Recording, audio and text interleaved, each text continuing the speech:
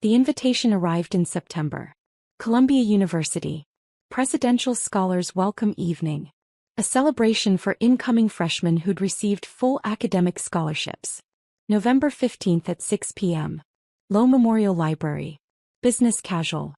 Family welcome. My nephew Ethan had earned one of those scholarships. Perfect SAT scores. Valedictorian. National Merit Scholar. He was going to study pre-med. Follow in his aunt's footsteps, my brother Michael kept saying. Except Michael had no idea what my footsteps actually looked like.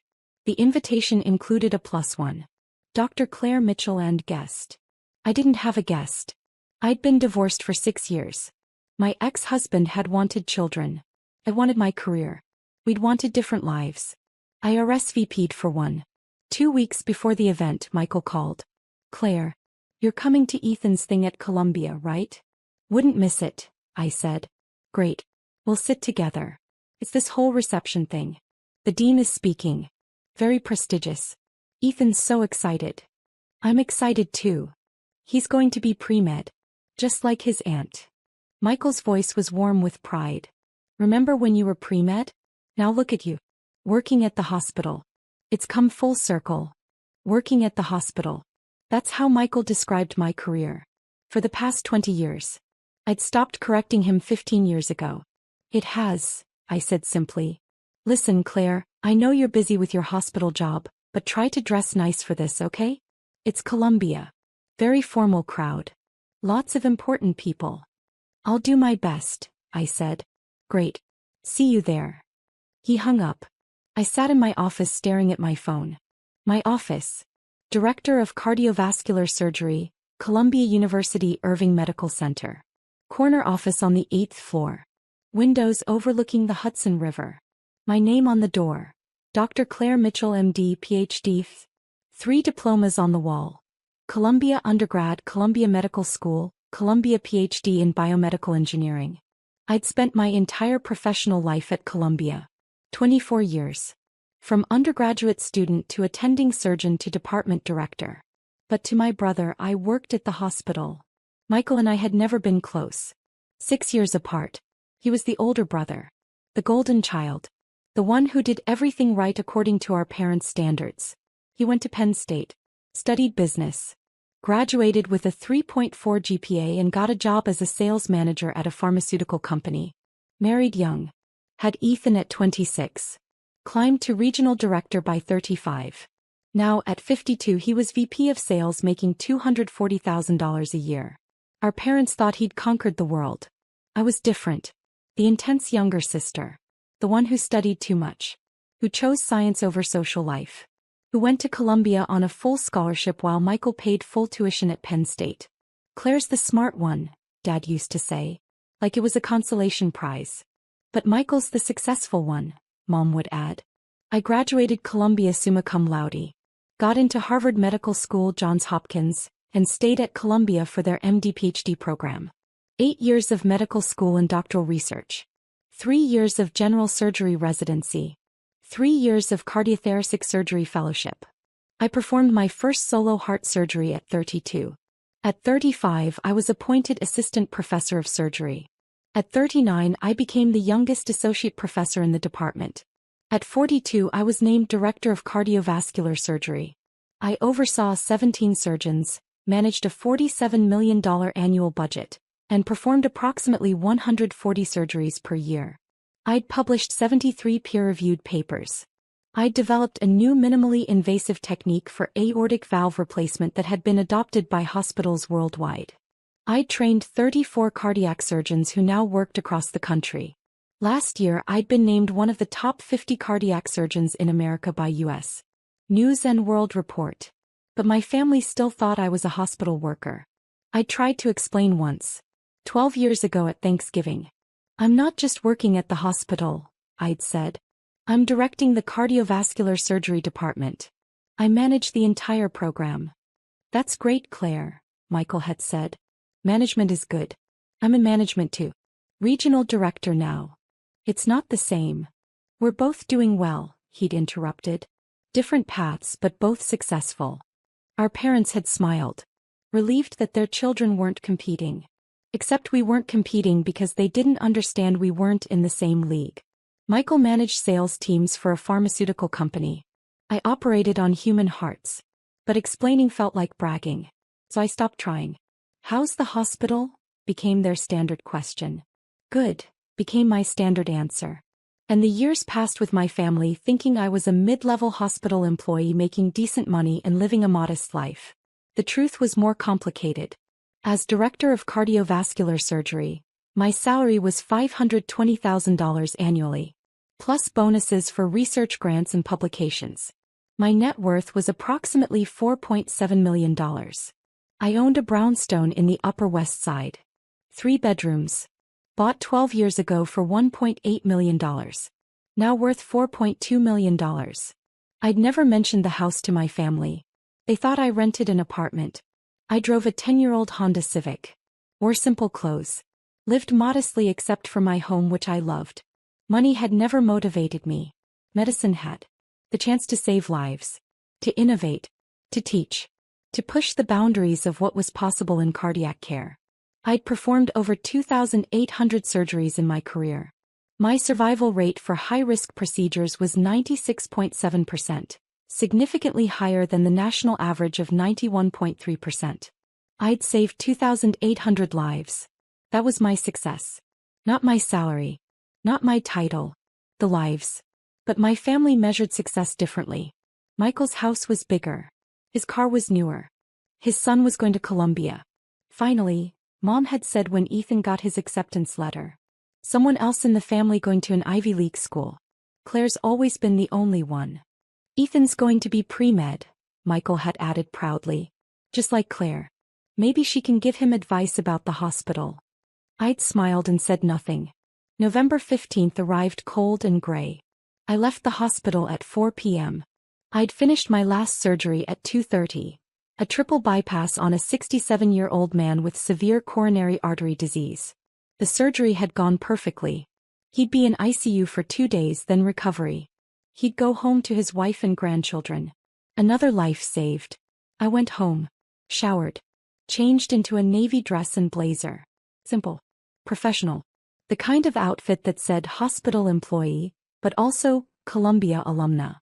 I arrived at Low Memorial Library at 5:50 p.m. The building was stunning. Neoclassical architecture. Massive columns.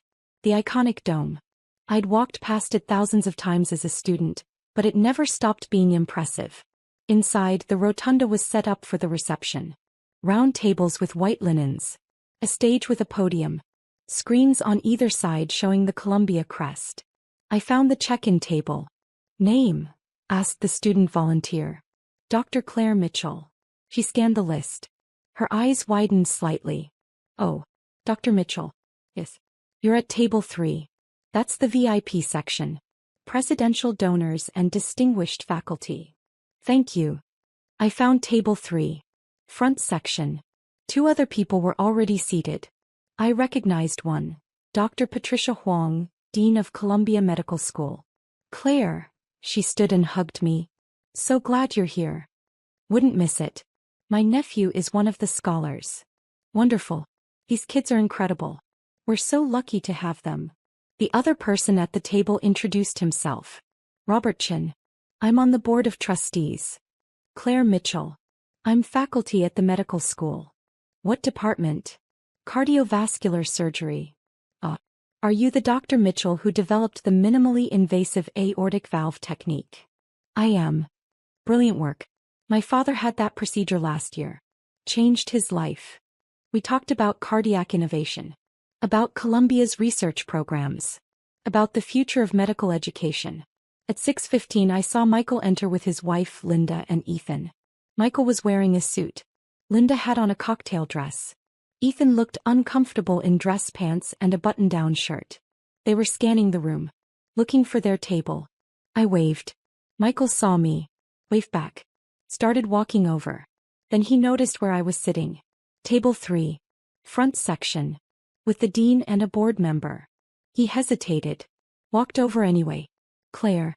You're here early." "I am." "This is table 3. I think that's for faculty and VIPs." "I know. I'm sitting here." "Oh. They put you with the VIPs? That's nice of them. He didn't understand. Thought someone had made a seating error in my favor. Where are you sitting? I asked. He checked his card. Table 17. Back section. Come on, Linda, Ethan. Let's find our table. Good to see you, Michael, I said. We'll catch up after. They walked away. Dr. Huang smiled at me. Your brother? Yes. He seems nice. He is. He just doesn't quite understand what I do. How is that possible? You're one of the most prominent cardiac surgeons in the country. He thinks I work at the hospital, like a staff position. I've never corrected him. She stared at me. Why not? Because it doesn't matter. My work speaks for itself. Whether he understands it or not doesn't change the lives I've saved or the research I've published. That's very zen of you. Or very tired, I admitted. I spent years trying to explain. Eventually I stopped. Robert Chin leaned over. My brother thinks I'm in finance. I'm chairman of the board of a Fortune 500 company. Family is complicated. It is, I agreed. At 6:30 the program began. The current university president welcomed everyone. Talked about Columbia's commitment to merit-based scholarships. Introduced the Presidential Scholars Program. These students represent the best of the best, he said. Perfect grades. Perfect test scores. But more than that, leadership, innovation, passion for learning. They're the future of Columbia and the future of our world. Applause. Tonight we're announcing something special. Thanks to the generosity of our alumni, we're expanding the Presidential Scholars Program. For the first time, we'll be able to offer full scholarships to 50 students per year instead of 30. More applause. This expansion is possible because of a transformative gift from one of Columbia's most distinguished alumni. Someone who embodies the very best of what Columbia stands for. Academic excellence. Innovation. Service. Leadership. I knew what was coming. I'd made the donation 6 months ago. $8 million to endow 20 additional scholarships in perpetuity. The interest would fund full 4-year scholarships for students who couldn't otherwise afford Columbia. I'd asked to remain anonymous. But the development office had convinced me to let them announce it at this event. It will inspire the students, they'd said. Show them what's possible. I'd agreed. Reluctantly. Now sitting at table 3 I realized Michael was in the audience. At table 17. About to find out who his sister really was. The president continued. This alumna graduated summa cum laude. Completed her MD and PhD here. Became one of the youngest department directors in Columbia Medical Center history. She's published over 70 papers, developed life-saving surgical techniques, and trained dozens of surgeons who now save lives across the country. I could see table 17 from where I sat. Michael was listening politely. Probably wondering who this impressive person was. Last year she was named one of the top 50 cardiac surgeons in America. This year she's giving $8 million to ensure that students like our presidential scholars can afford to attend Columbia regardless of their financial circumstances. The screens lit up. My photo appeared. Professional headshot from the medical center website. Below it, Dr. Claire Mitchell MD PhD, Director of Cardiovascular Surgery, Columbia University Irving Medical Center. Please join me in thanking Dr. Claire Mitchell for her extraordinary generosity and her lifetime of service to Columbia. The room erupted. 800 people stood, applauding. I stood slowly, smiled, waved slightly. At table 17 Michael was frozen. His mouth was open. He was staring at the screen. Then at me. Then at the screen again. Linda was standing and clapping, but she looked confused. Ethan was staring at me with an expression I couldn't quite read. The president gestured for me to come to the stage. I walked up. The applause continued. He handed me the microphone. Thank you, I said. I'm not much of a public speaker. I'm better with scalpels than words. Light laughter. But I want to say something about why this scholarship matters to me. 28 years ago I was sitting where these students are sitting. A presidential scholar. First in my family to go to an Ivy League school. Daughter of a factory worker and a teacher. I had perfect grades but no money for tuition. I paused. Columbia gave me a full scholarship. Without that scholarship I would have gone to state school. Maybe become a nurse instead of a surgeon. Maybe never had the opportunity to develop new surgical techniques or train the next generation of cardiac surgeons. That scholarship changed my life. I looked at the presidential scholars. 50 faces. Young. Eager. Brilliant. So this donation isn't charity. It's paying forward what Columbia gave me. The chance to reach my potential. The chance to serve. The chance to make a difference. I looked at table 17. Michael was still frozen. Not clapping. Just staring. These students will do extraordinary things. They'll cure diseases. Build companies. Create art. Serve communities. Lead movements. And someday maybe they'll pay it forward too.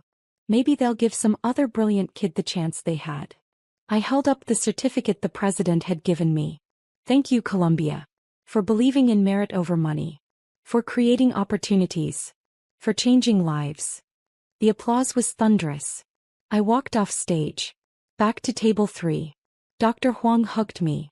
That was beautiful. Thank you. Robert Chin shook my hand. $8 million. That's transformative. It's an investment, I said. In the future. The rest of the evening was a blur. Dinner was served. I made small talk with the table. Students approached to thank me. Faculty members congratulated me. At 8:30 the formal program ended. Networking began. Michael appeared at my table. Claire. Can we talk? Of course. We walked to a quiet corner of the rotunda. He looked shaken. You donated $8 million. Yes. $8 million. Yes, Michael. Where did you get $8 million? I saved it. Over 24 years. Plus investments. Plus the sale of some stock options. Stock options from what? I consult for a medical device company. They gave me equity. The company went public. The stock appreciated. He was quiet for a long moment. You're not just working at the hospital. No. You're the director of cardiovascular surgery. Yes. You're one of the top 50 cardiac surgeons in America. According to one ranking, yes. You make what? What do you make? Michael, I don't think. Just tell me. Roughly. Including bonuses and consulting, about $600,000 a year. His face went pale. $600,000. It's not about the money. You make $600,000 a year and you never told us? You never asked, I said quietly. You asked how the hospital was. I said good. You assumed I was a mid-level employee. I didn't correct you. Why not? Because it didn't matter. You measured success by salary and title. You were proud of your VP position and your $240,000. If I told you I made more, it would have changed our relationship. You would have felt competitive. Or defensive. Or like I was showing off. So I stayed quiet. That's not fair, he said. Isn't it? How many times did you tell people about my job? She works at a hospital. In that dismissive tone. Like it was nice that I had employment but nothing special. He looked away. I heard you tonight, I continued. When people asked about me. She works at a hospital. My son will be the real success. I didn't mean. Yes, you did. You've been saying it for 20 years. I work at the hospital. You're the successful one. The regional director. The VP. The one who made it. Because I thought. You thought I was ordinary. Unremarkable. Just another hospital employee. Because I didn't brag about my achievements or my salary or my research.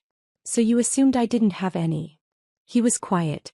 Michael, I've performed over 2,800 heart surgeries. I've saved 2,800 lives. I've published research that's changed how we do cardiac care. I've trained surgeons who are now saving lives in 34 states. That's my success. Not my salary. Not my title. The lives. I didn't know, he whispered. Because you never asked. You never visited my office. You never asked to see the hospital. You never asked about my research or my patients or my work. You just assumed. At that moment Ethan appeared. Dad? Aunt Claire. He looked between us. Are you okay? We're fine, Michael said automatically. No, we're not, I corrected. But we will be. Ethan looked at me. Really looked at me. You donated $8 million. I did. For scholarships. Yes. Why? Because 28 years ago Columbia gave me a full scholarship. Changed my life. I wanted to do the same for other students. That's... He paused. That's incredible. Thank you. I had no idea you were so successful. Most people don't, I said. I don't advertise it. Dad said you worked at the hospital. Like as a staff person or something. Michael looked ashamed. I do work at the hospital, I said. I'm just also the director of cardiac surgery. Both things are true. Ethan smiled. Can I ask you something? Of course. You said you're going to follow in your footsteps. The pre-med thing. But I don't even know what your footsteps look like. Would you tell me? Really tell me? I looked at Michael.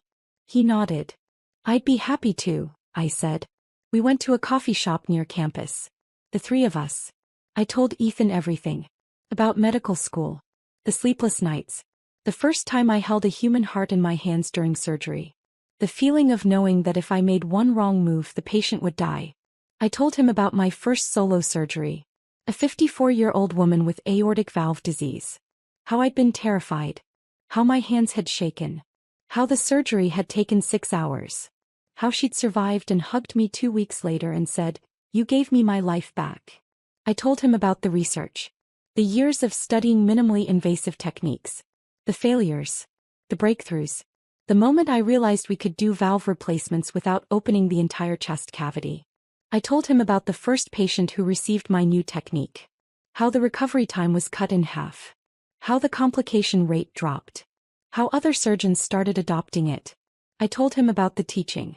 Training residents and fellows. Watching them perform their first surgeries. Knowing they'd go on to save thousands of lives. That's the real success, I said. Not the salary or the title or the awards. It's the woman who gets to watch her grandchildren grow up because you replaced her valve.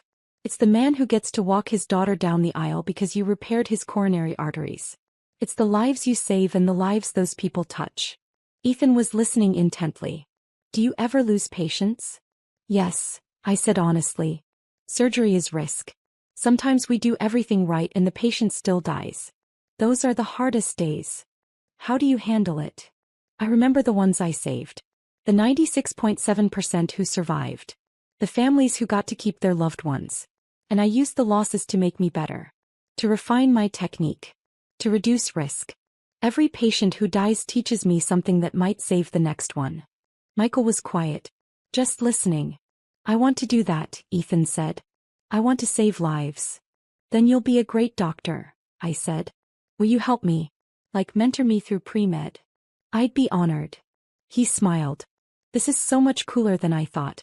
Dad always said you worked at the hospital like it was boring. But this is amazing. Michael flinched.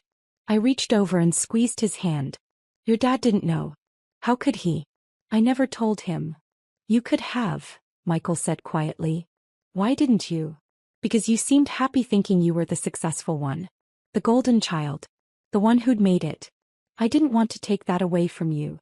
That's incredibly sad, he said. Or incredibly kind, I countered. Depending on how you look at it. I've been a jerk, he said.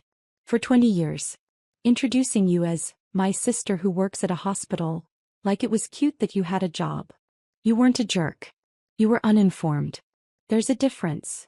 I should have asked more questions. Yes, you should have. But you can start now. Over the next 6 months, everything changed. Michael visited my office at the hospital. Watched me do rounds. Sat in the observation gallery during a surgery. Saw what I actually did.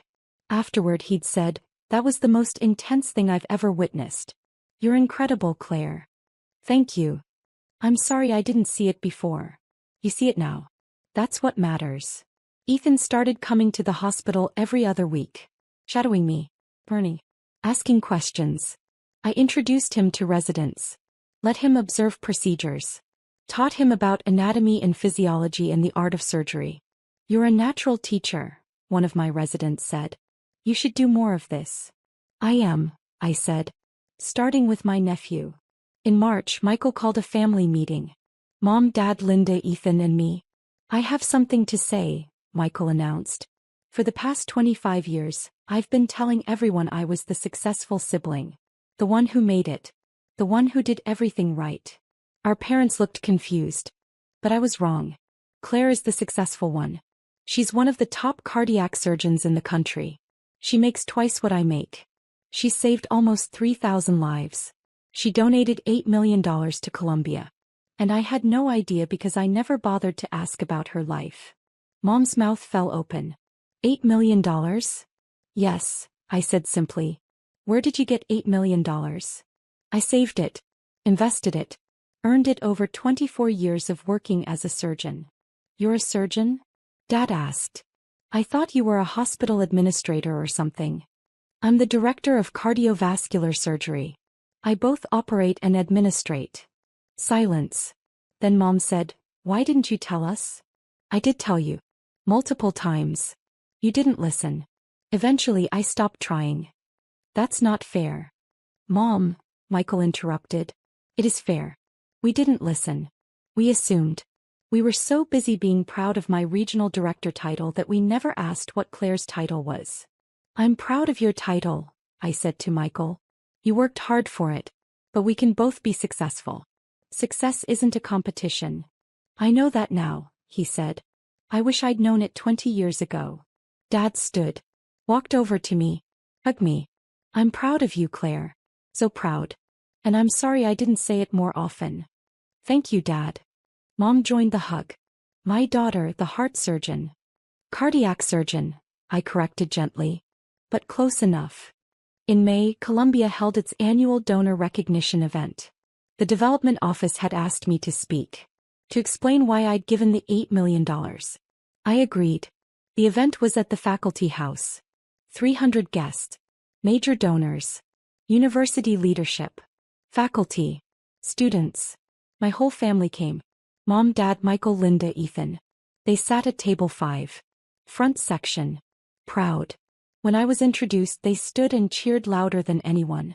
I walked to the podium. Looked out at 300 faces. And began. 28 years ago, I walked onto this campus as a scared 18-year-old from a working-class family in New Jersey. I'd been accepted to Columbia with a full presidential scholarship. Without that scholarship, I would have gone to Rutgers. Probably become a nurse. Maybe taught biology at a high school. I paused. But Columbia gave me a chance. A chance to study with the best professors. To work in world-class research labs. To attend medical school. To become a cardiac surgeon. To save lives. I looked at my family. My family didn't always understand my path. They thought I worked a modest hospital job. They didn't know I was directing a department or performing complex surgeries or publishing groundbreaking research. And honestly, that was partly my fault. I didn't share. I didn't explain. I let them think what they wanted to think. Michael was crying. But over the past 6 months, that's changed. My family now understands what I do. And more importantly, why I do it. Not for the salary or the prestige or the recognition. But because every surgery is a chance to give someone more time. More birthdays. More anniversaries. More moments with the people they love. I held up the donor recognition plaque. That's why I gave $8 million to Columbia. Because this university gave me the chance to do that work. To save those lives. To make that difference. And I want to give that same chance to 50 more students every year. Forever. The room stood. Applauding. My family stood first. After the speech, after the networking, after the thank yous and handshakes and photographs, I found my family waiting for me. Ethan hugged me first. That was amazing, Aunt Claire. Thank you. Michael hugged me next. I'm so proud of you. I should have said that 20 years ago. You're saying it now. Better late than never? Much better late than never. Mom and Dad hugged me together. Our daughter, Mom said. The heart surgeon. The professor. The philanthropist. Just Claire, I said. Doing work I love. Just Claire who saved 2,800 lives, Dad corrected. We went to dinner afterward. An Italian place in Morningside Heights. The kind of restaurant families go to celebrate. And we celebrated. Not my donation. Not my title. Not my salary. But the fact that after 25 years of being invisible to them, my family finally saw me. Really saw me. Not as she works at the hospital. But as Dr. Claire Mitchell. Cardiac surgeon. Lifesaver. And that was worth more than $8 million. That was priceless.